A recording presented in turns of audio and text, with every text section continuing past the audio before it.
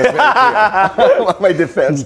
You know, what's also interesting is, you know, like, I would stalk you on your socials, and you have yung mga Tito Marvin's quotes. Yes. Di ba? Ito, parang Tito Boy, ano rin yan, quotes. Let's talk about this.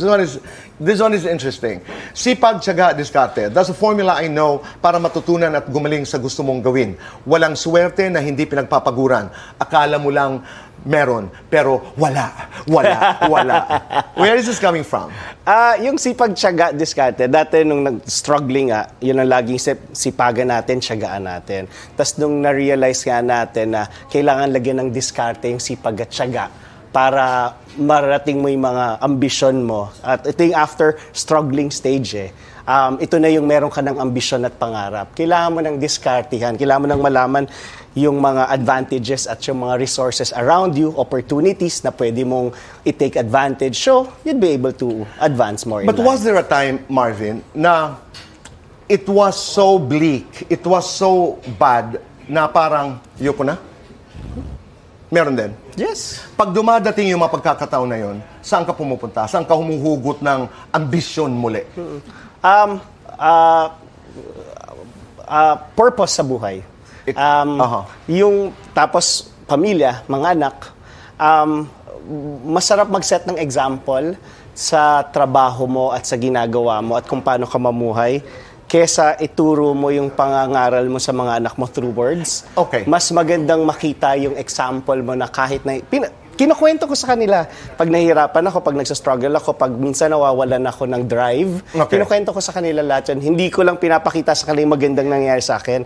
Okay. When I'm down, I tell them. That's how open we are with our situations in life. And pero Marvin, sumadsad ka rin. Was there a time na halos wala kang makain, wala kang pamasahe? Meron, no? Oo. Meron, pinagdaanan mo yon.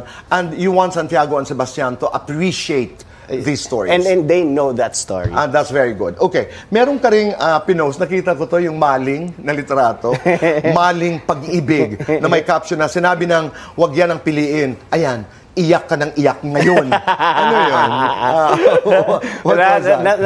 Natawa ako dyan sa... Ayun. Natawa ako sa quote na yan. And alam niya, mahilig ako kumain. Tapos nakita pa ako ng quote na totoo na nag-resonate sa totoong buhay. So kaya pinost ko. Natawa ako. Okay. Ako naman, that leads me to my next question. Kumusta ang lagay ng puso mo? Puso, masaya. Oh! Gusto ko naman yung masaya. Pero halimbawa, Santiago and Sebastian, hindi ba sila naghahanap?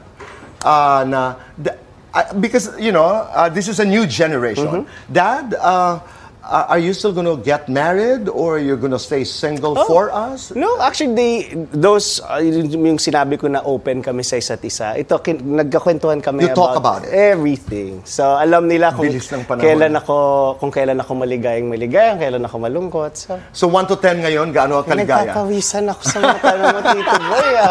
Tandali, Marvin, 1 to 10, gaano kasaya ang iyong puso? 10. Oh! Okay. Talk a bit more about Pinapawisan nga ako. Oo nga, 10. Talaga? 10, so, yes. You're not single? I'll stop there. Masaya ako. But you're not, yes or no, are you single? No, I'm not single. Ang saya.